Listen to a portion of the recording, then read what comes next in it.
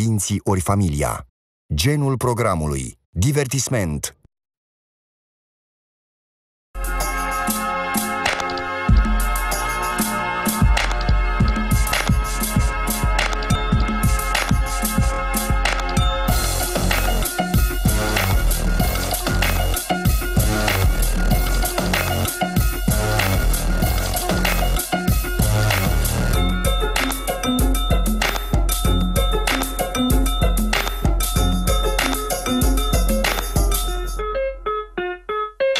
Salutare, prieteni, și bine ați venit la o nouă ediție a Zonei. Dacă vă mai aduceți aminte, cu vreo lună și ceva în urmă, v-am prezentat un scanner 3D de la HP, un produs unic în zona consumer. Fără îndoială, acest dispozitiv merita o lansare ca la carte, lucru care s-a și întâmplat săptămâna trecută. Ce poți să faci cu el? Să scanezi bijuterii, de exemplu, el însuși fiind o bijuterie. În cadrul evenimentului de astăzi am lansat oficial în România multifuncționalul revoluționar HP TopShot M275. Oferă pentru prima oară în industrie posibilitatea de a scana sau copia obiecte tridimensionale. Iar locația aleasă pentru acest eveniment nu a fost întâmplătoare. Ne-am adunat în cadrul unui magazin de antichități, unde obiectele expuse au pus în valoare la maxim capabilitățile de a scana ale acestui multifuncțional. Participanții au fost extrem de încântați de ceea ce se poate realiza cu acest multifuncțional, mai ales de cum anume arată imaginea scanată a unui obiect tridimensional și de faptul că prin acest multifuncțional efectiv deschidem ușile biroului, trecem dincolo de granițele utilizării clasice ale multifuncționalelor doar în birou, acasă sau acasă, și oferim posibilitatea oricăror tipuri de utilizatori să își promoveze orice fel de produs, chit că este produs artizanal sau produs făcut pe scară largă, în orice condiții, către posibilii clienți, prieteni, cunoștințe și așa mai departe.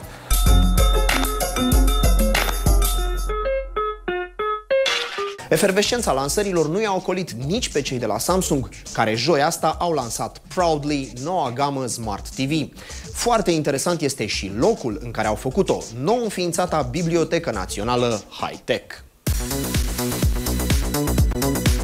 Ideea evenimentului de lansare a venit natural din caracteristicile televizorului, interacțiune vocală sau control prin gesturi și recunoașterea facială, și atunci ne-am gândit la dialogul între oameni și televizor, dialogul prin artă, și astfel am adus pe scena lansării televizoarelor noastre artiști importanți pentru noi. Ce este nou anul acesta, în primul rând, aceste controale speciale denumite Human Interaction sau interacțiune umană. În al doilea rând, conținutul mult mai bogat decât în anii trecuți, servicii semnătură Samsung, cum ar fi serviciul fitness sau Family Story sau Kids. Sub fiecare se găsesc conținut personalizat pentru fiecare utilizator. Și în afară de acestea sunt aplicațiile globale și locale pe care le dezvoltăm în încercarea continuă de a aduce mai mult conținut pentru utilizatorii români. Prețurile unui astfel de televizor variază de la diagonala cea mai mică, în jur, să spunem, de 7.200 de RON, până la diagonala cea mai mare de 55 de inch, la 13.000 de RON. Așteptările de vânzare sunt optimiste, având în vedere atât caracteristicile avansate, cât și conținutul, dar să nu uităm și ușurința pe care utilizatorul o are atunci când vrea să folosească un astfel de televizor.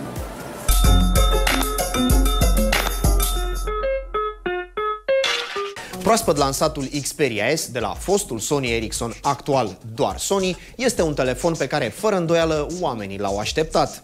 Din punct de vedere al performanțelor, recunoaștem, nu ne-a dat pe spate. Din punct de vedere al designului, însă, lucrurile stau tocmai pe dos.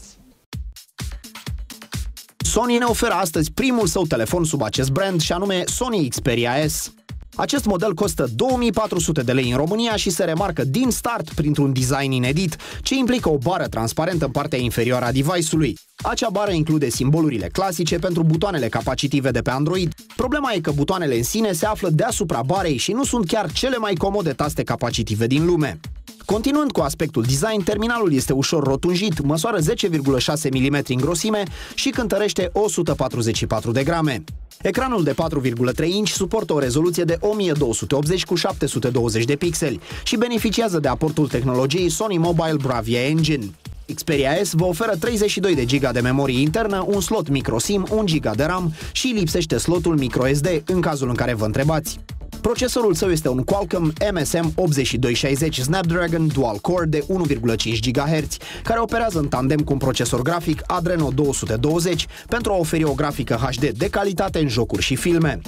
În privința camerei, poate că 12 megapixeli sună impresionant, dar rezultatele nu m-au dat pe spate.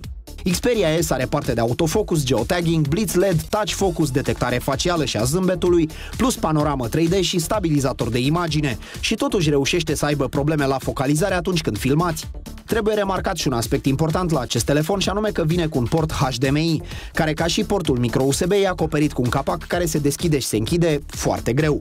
Telefonul beneficiază și de tehnologia de anulare a zgomotului de fond și oferă o calitate excelentă a convorbirilor. Am fost plăcut impresionat de playback-ul video pe ecranul HD, de calitatea melodiilor ascultate la difuzorul telefonului, dar total dezamăgit de căștile care vin la pachet cu noul Xperia.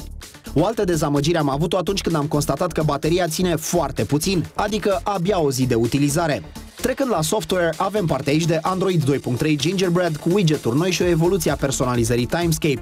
În ce privește verdictul cu privire la Sony Xperia S, avem aici un telefon care arată foarte bine, care are o funcție de încărcare rapidă de apreciat, un ecran fantastic, o cameră destul de bună și o interfață plăcută. Ce nu am apreciat la Xperia S este durata scurtă de viață a bateriei, unele neajunsuri ale camerei, faptul că butoanele capacitive nu răspund bine la comenzi, lipsa unui slot microSD și lipsa lui Android 4.0. Xperia S are de la zonă o notă de 7 și așteptăm la test și celelalte modele din serie.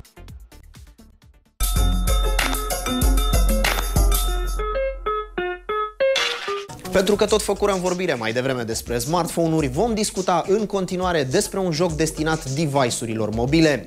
Six Guns Coming Directly from the Wild Wild West este ce altceva decât un western plin de pac-pac.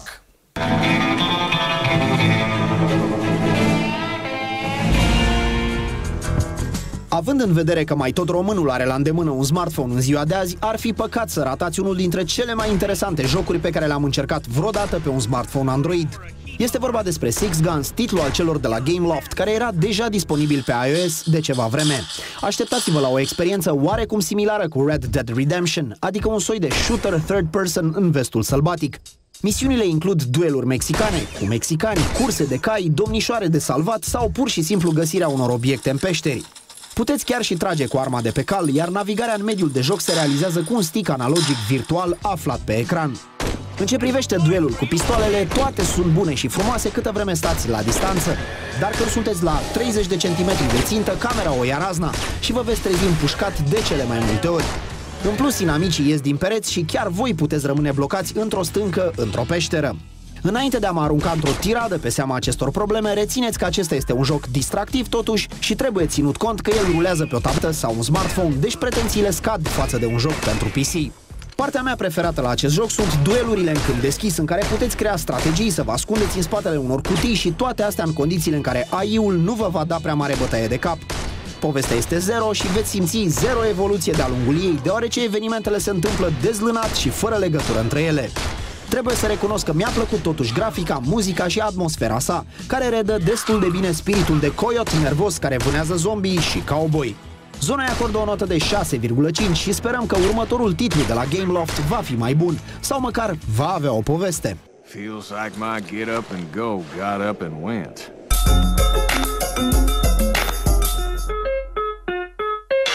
Ni s-a reproșat pe cam toate mediile de comunicare în ultima vreme că zona este prea scurtă. Credeți-mă, în cazul de față este mai bine să n-ajungă decât să rămână. Pentru cei care doresc informații detaliate, există arealit.tv, site-ul nostru, unde avem review-uri amănunțite pentru fiecare produs prezentat în emisiune și, sigur, multe alte informații legate toate de IT. Și acum trecem mai departe. Cu toate că Ultrabook-ul este în acest moment the thing, laptopurile rămân în continuare la mare căutare și asta datorită prețului și performanțelor. Nu sunt nici tablete, nici Ultrabook-uri, sunt niște laptopuri normale cu configurație pentru toate categoriile, de la tineri până la persoane mai în vârstă, de la persoane cu un buget mai limitat până la persoane care au disponibilitate foarte mare de plată. Costul acestui Toshiba este de 2500 de lei, are o configurație foarte ok. Vorbim despre un procesor i5 într-o frecvență foarte bună de 2,3 până la 3,1 Turbo Boost. Au 4 GB RAM fiecare dintre cele două și hardul de 500. Toshiba are o placă video integrată, Intel HD Graphics 3000, cel mai avansat nivel de placă video integrată. Pentru multimedia este foarte bun. Putem chiar să-l folosim pentru programe mai sofisticate și pentru jocuri de ultimă generație. Nu la detalii maxime pentru că nu permite placa video, în schimb orice joc mai normal se poate juca în condiții foarte optime. Dacă ne raportăm la Asus, este cu 100 de lei mai scump și anume un preț de pornire de 2600 de lei. Da? Are similar aceeași configurație referitoare la procesor, tot același 2670QM de la Intel i5, în aceeași frecvență de lucru, o memorie de 4 GB RAM, la fel ca și Toshiba, are aceeași unitate de stocare și anume 500 de GB, în schimb vine și cu placă video dedicată de la Nvidia. Cred un mare avantaj. Având nevoie de portabilitate foarte mare, bineînțeles nu se poate compara cu un Ultrabook și o tabletă din punctul ăsta de vedere al greutății, nu are 1 kg ca și cele două device-uri prezentate anterior, însă undeva la 2,5 kg cred eu că este un device foarte ușor pentru a lua după noi, fie că mergem într-o excursie, fie că mergem de la muncă acasă și invers. Cred că este un device foarte ok.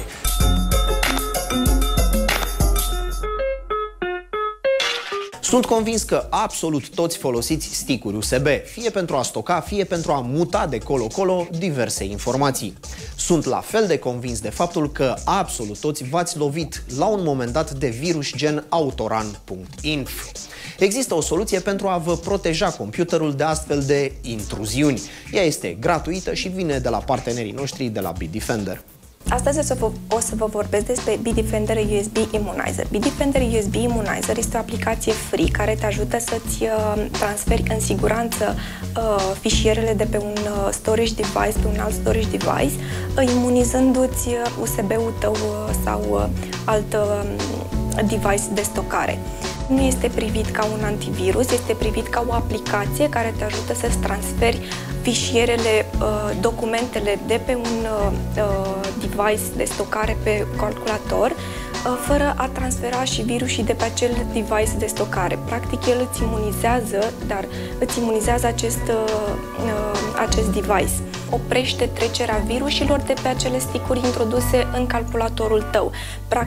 Dar el nu îți șterge virusii de pe device-urile tale, de asemenea doar te anunță că este infectat și îți recomandă alte servicii care te ajută să rămâi în siguranță. Dezactivează virusii autoran.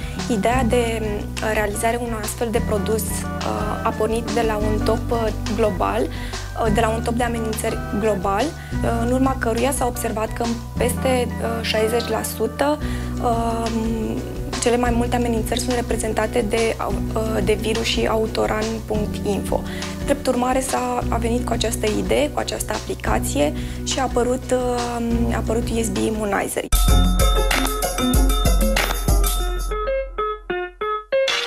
A Shadow Coming from the Past.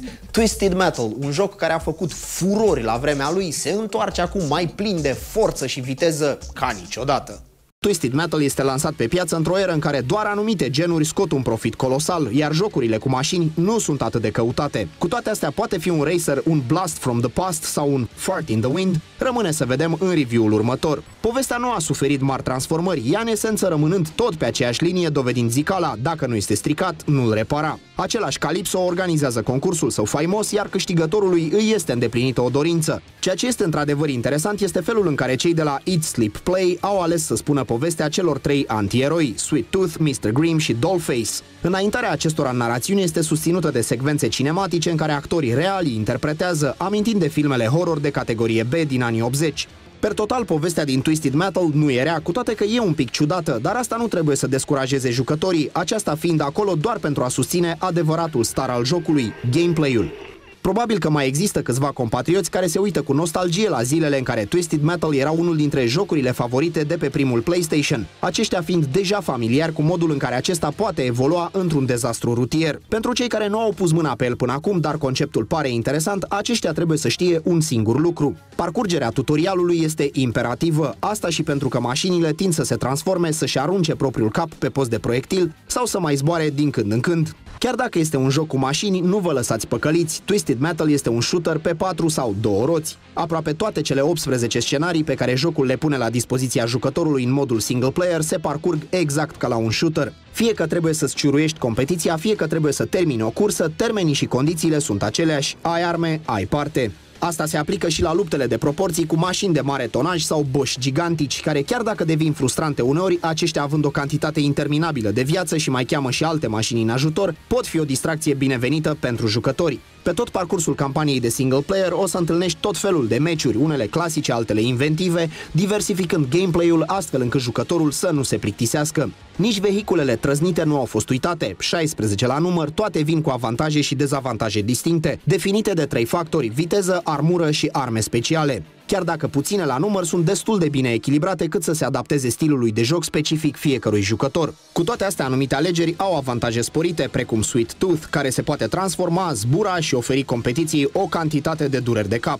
Controlul este și el ciudat. Multe dintre alegerile făcute de studiourile creatoare în materie de control sunt ușor dubioase, dacă ne permiteți. Practic îți trebuie o memorie de fier să ții minte ce face fiecare buton în parte, iar pentru a folosi boostul trebuie să folosești six-axis-ul, una dintre cele mai prost alese metode de accelerare.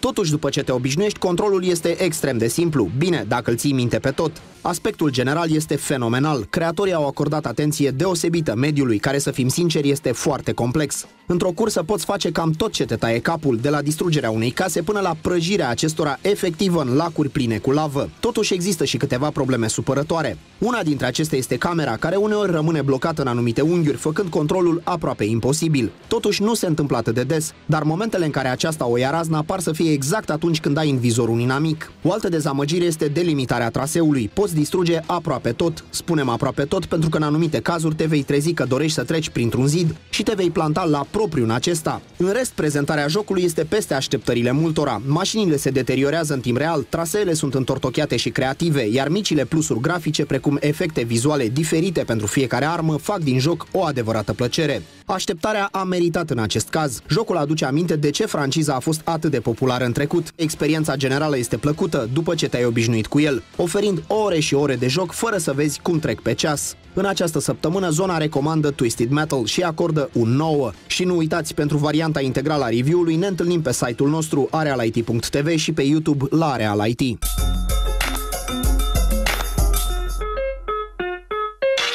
Tot săptămâna trecută, BenQ au scos pe piață primul proiector integral laser, adică fără lampă. Asta se traduce printr-o durată de viață mult mai mare, printr-un contrast excelent și toate astea la un raport preț-calitate marca BenQ, adică foarte bun. Astăzi BenQ a lansat în România câteva produse noi, produse care sunt, cel puțin din punct de vedere al proiectoarelor, premieră mondială. Proiectoarele cu sursă laser. Deci, în momentul de față, noile proiectoare sunt proiectoare cu o lampă de tip laser. O lampă laser este aproape fără moarte, are 20.000 de ore de funcționare, asta înseamnă între 12 și 20 de ani în funcție de cum îl folosești zilnic. Are un contrast de 80.000 la 1. Nu există contrast să poate să ajungă la ceva la niciun produs. Un produs normal are maxim 4.000 contrastul. O inovație, o nouă tehnologie care în următorii ani va schimba cu totul percepția proiectoarelor și ne bucurăm că astăzi am reușit să lansăm în România aceste noi produse. Am lansat în același timp, tot astăzi, noile camere de vacanță. Sunt două camere pentru companion de vacanță, o cameră ușor de folosit, cameră practică, se adresează segmentului de utilizatori care pleacă în vacanță și uită de problemele pe care le poate avea o cameră. Este o cameră din segmentul 4P, adică are 4 protecții, protecție la apă, poate să reziste la șocuri, la căderi de la 1,5 m, poate să funcționeze foarte bine în perioadă de îngheț, dacă ești pe munte, la minus 10 grade. Și în același timp, o chestie foarte importantă când ești pe plajă, e plin de praf, de nisip. Dacă o cameră ai scăpat-o în nisip, vei avea probleme cu obiectivul, cu tot ce înseamnă mecanică. Această cameră este protejată complet la toate aceste probleme.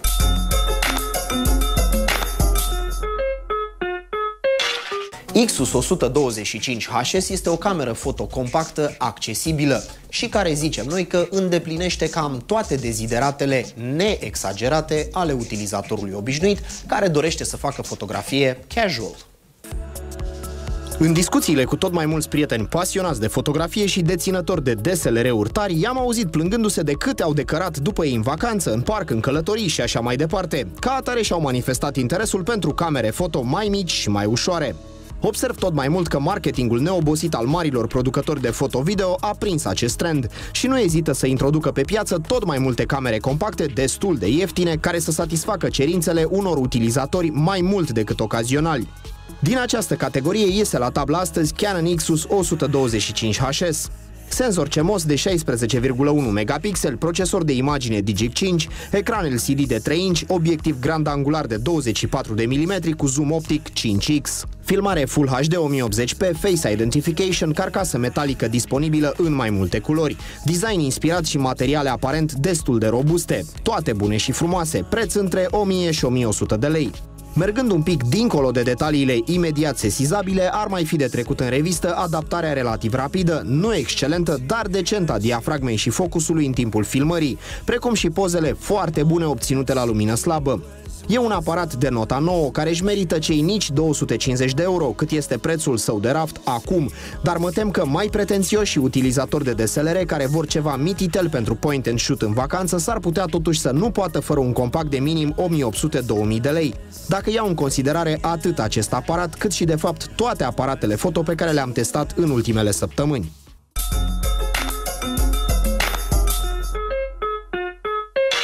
În ultima perioadă, Canon și Nikon, rivalii niponi, s-au întrecut în lansări, mai ales în zona camerelor foto accesibile.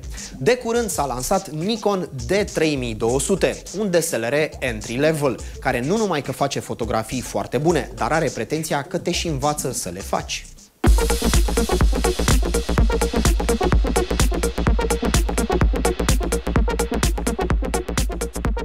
Astăzi s-a lansat Nikon D3200, aparat DSLR din gama entry level, rezoluție de 24,2 megapixeli, ISO nativ de la 100 la 6400, filmare Full HD cu 30 de cadre pe secundă. Aparatul prezintă modul ghid, care ne ajută foarte mult să învățăm fotografie.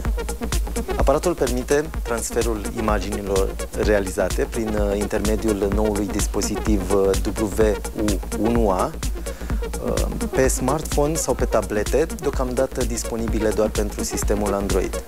Punctele forte: rezoluție extraordinară de 24,2 megapixeli, ușurință în utilizare datorită butonului ghid și a modului în care aparatul te învață să fotografiezi, va costa 2999 de lei. Va fi disponibil după jumătatea lunii mai. Targetul sunt tinerii doritori să fie în trend cu noile dispozitive, cu noile aparate de fotografiat.